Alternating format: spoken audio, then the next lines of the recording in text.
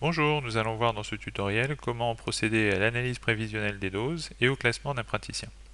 Alors que l'on revoit un petit peu comment on procède à l'analyse prévisionnelle, qui conclura au classement du praticien et donc au suivi médical qui en découlera. Donc ça se fait en trois étapes. D'une part, on évalue les doses pour l'année à venir, on les compare aux limites réglementaires et ensuite on conclut quant au classement.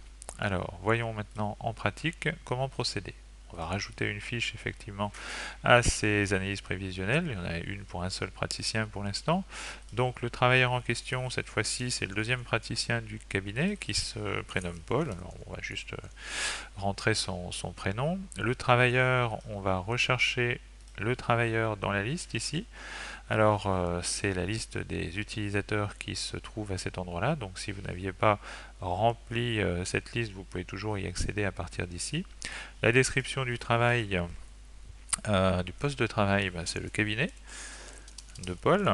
Il intervient essentiellement dans son cabinet et il fait aussi des radios panoramiques, mais les doses sont négligeables lorsque les radios panoramiques sont prises.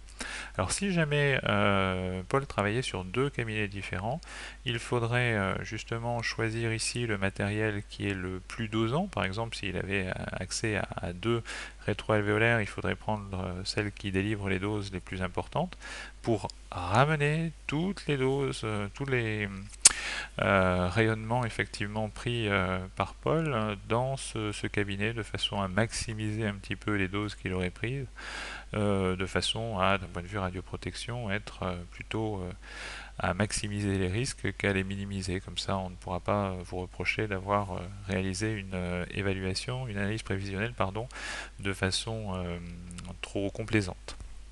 Donc en fait là, Paul ne travaille que dans son cabinet, on prend le générateur de son cabinet, alors générateur qu'on a pioché dans la liste des générateurs qui est ici.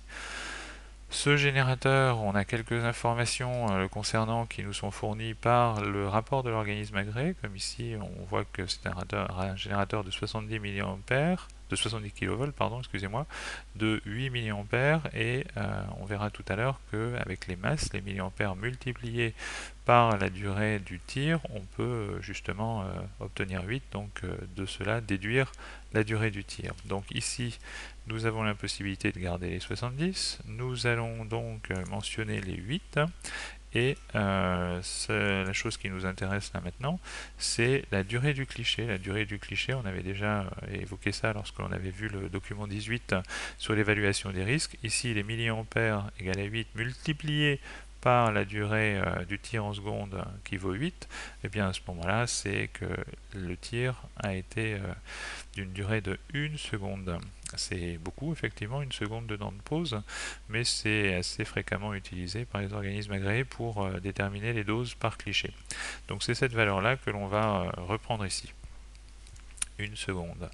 Les équipements de protection individuelle ou collectif dans le cabinet protection individuelle, bien souvent il y a un tablier qui a une épaisseur réglementairement valable là, mais ce tablier, la plupart du temps, n'est pas utilisé lors de la prise de cliché ni par le praticien ni par l'assistante. On n'a pas vraiment d'autre chose, des équipements de protection collectif, on n'en a pas non plus, donc on peut passer rapidement. L'évaluation des risques, des doses là pour ce praticien, on considère qu'il va à peu près réaliser l'année prochaine 1200 clichés.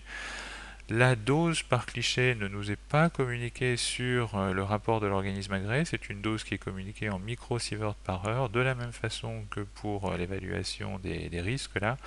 On a la possibilité de revenir à la dose par cliché, ne vous inquiétez pas, de toute façon vous avez dans les tutoriels quelques petites informations écrites et avec des explications pour justement soutenir la façon dont on passe des doses en débit de dose ici, donc des doses horaires là, en microsieverts par heure, ce qui est la valeur qui est donnée ici, des microsieverts par heure, aux doses par cliché, ce qui nous intéresse justement dans notre cas de figure. Alors ici, il s'agit simplement de diviser 2600 par 3600, qui est en fait le nombre de secondes dans une heure, et de multiplier ça par 1, qui est en fait le temps de cliché, le temps de pause du cliché. Donc ça donne ici 2000 divisé par 3600 fois 1 qui est le temps de pause du cliché, et on obtient de ce fait la dose par cliché.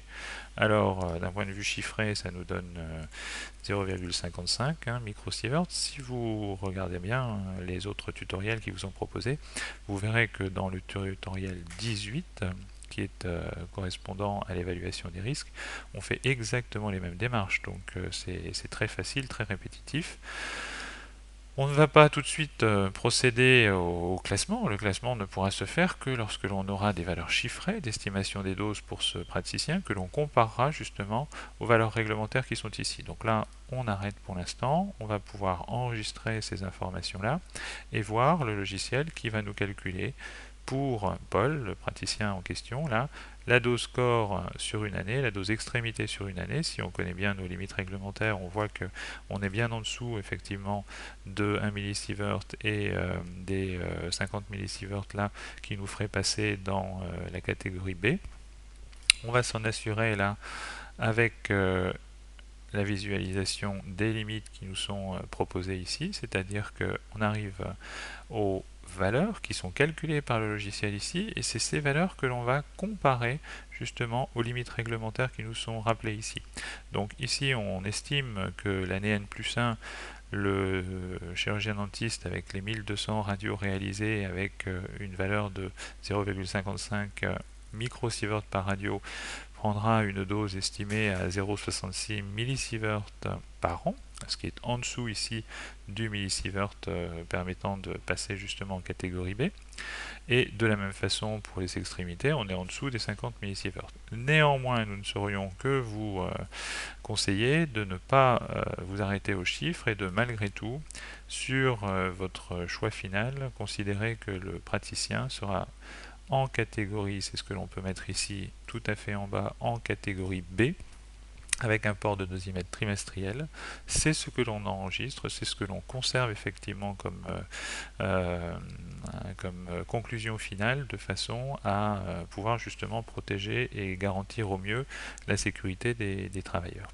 Alors on peut revenir maintenant sur notre analyse prévisionnelle là, qui va nous permettre justement d'imprimer nos fiches là, de documents utiles et à conserver dans le dossier justificatif de notre dossier de déclaration. Donc c'est le document 18 des pièces justificatives de la déclaration, l'analyse prévisionnelle, qui reprend les informations que nous mentionnons au niveau ici du cabinet. Donc ces informations sont piochées dans l'espace privé que vous avez constitué au début et dans lequel vous avez mentionné le nom du praticien, le nom de la PCR, c'est le même là, le nom du médecin du travail, c'est à cet endroit aussi que vous aviez indiqué le numéro de déclaration, et c'est là que sont piochées les informations qui sont utilisées pour remplir justement automatiquement les différents champs de cette feuille.